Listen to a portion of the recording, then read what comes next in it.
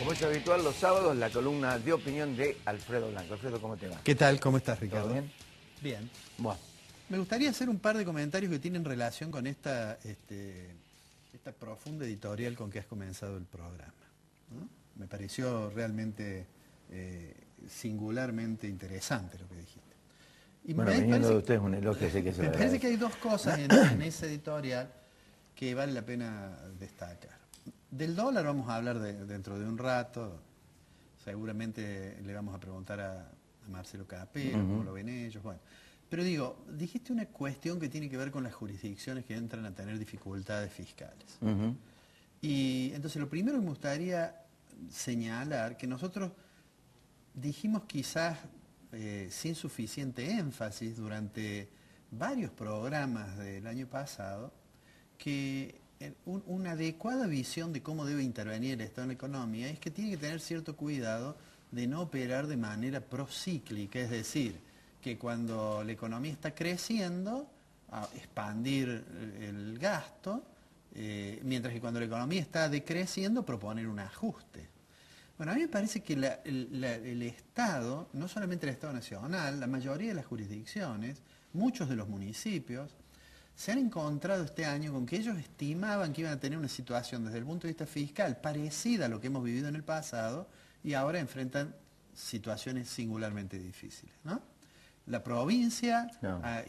bueno, ha colocado letras, está, digamos, en suspenso la posibilidad de colocar un título a espera de mejores condiciones probablemente del mercado de capitales. La Nación claramente dio una señal de que percibía dificultades fiscales cuando dijo vamos a modificar lo de los subsidios, aunque da la sensación que eso fue abandonado y que se inclinó más que nada por decir, bueno, como puede ser muy complicado reducir subsidios, quizás es más fácil buscar otro financiamiento y modificar, por ejemplo, las restricciones o los límites de financiamiento que tenían previsto la Carta Orgánica del Central. Claro. Pero digo, claramente, ahora ya nadie podría discutir que la situación fiscal hoy en la Argentina, en todas las jurisdicciones, es muchísimo más complicada que lo que ha sido en el pasado.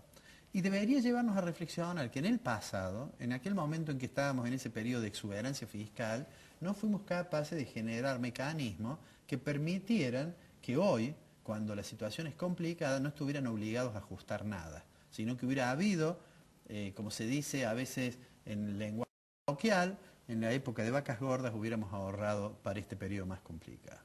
Creo que vamos a ir camino a tener situaciones muy difíciles para el sector público,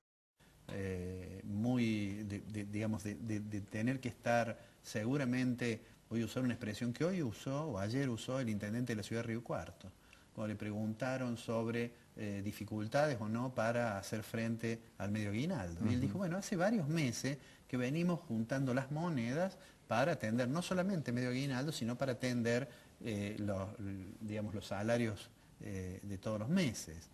Digo, creo que el escenario a futuro es de intendentes preocupados por esto, reclamándole al gobernador, de gobernadores preocupados por la situación, reclamando a la nación, y de la nación con dificultades para hacer algo que le dio mucho rédito en términos políticos, que es lograr consensos a través de asignaciones discrecionales de recursos a las provincias. Creo que esa parte de la historia no la vamos a volver a vivir. Afortunadamente, creo que afortunadamente, todavía el marco internacional es favorable para Argentina y nada hace prever en el futuro que se vaya a deteriorar, pero ahí hay que hacer, digamos, hay que poner una nota a pie de página, que es que la situación internacional está muy lejos de definirse con una tendencia nítida hacia la recuperación.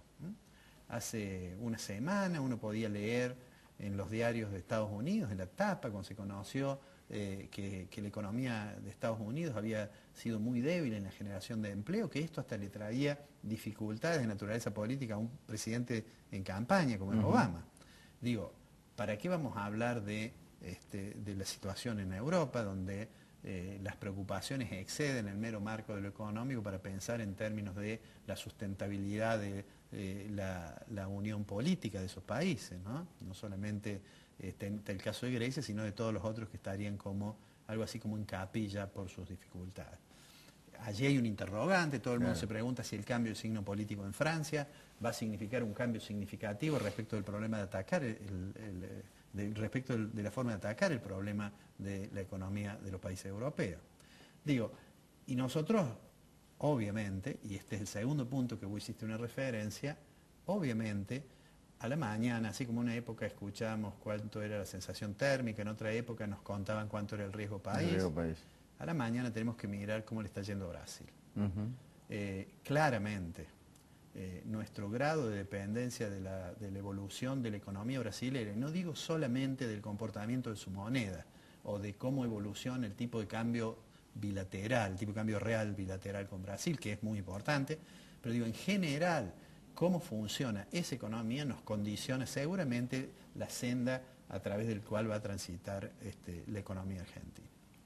Dejo para el final un pequeño comentario, porque después me voy a preguntarle a Marcelo, que tiene que ver estrictamente con el tema del tipo de cambio.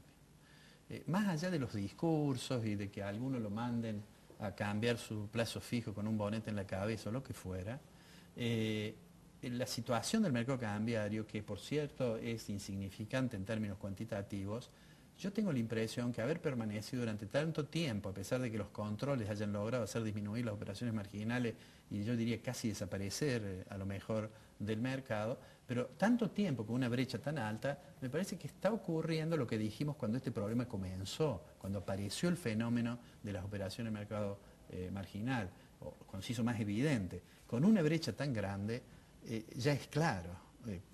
Uno puede decir que es cultural, puede decir que los patriotas deben tener pesos y no dólares, pero es claro que ese dólar, que nadie sabe muy bien quién lo fija, nadie sabe cuántas operaciones se hacen, y que además es un delito, aunque el senador Fernández haya dicho que el gobierno se reúne con los presuntos ejecutores de ese delito, una cosa de locos. Es claro que impacta sobre el proceso de formación de precios, sobre las expectativas de los agentes en relación al precio futuro de bienes y sobre la forma en que los agentes que tienen cierto poder sobre el mercado fijan sus precios. Claro, lo que pasa es lo que decís vos es muy cierto, porque generalmente el tipo que remarca o que ubica el precio final que es el que paga el consumidor, con una brecha tan importante entre el dólar oficial y el paralelo o informal o blue, como quieras llamarle, fija el precio con la diferencia. O sea que te voy a decir algo, por las dudas, el famoso algo, por las dudas. Yo conozco que vos tenés una propiedad en la zona serrana. En esa ruta... No, yo no, mi hijo. Bueno, su hijo.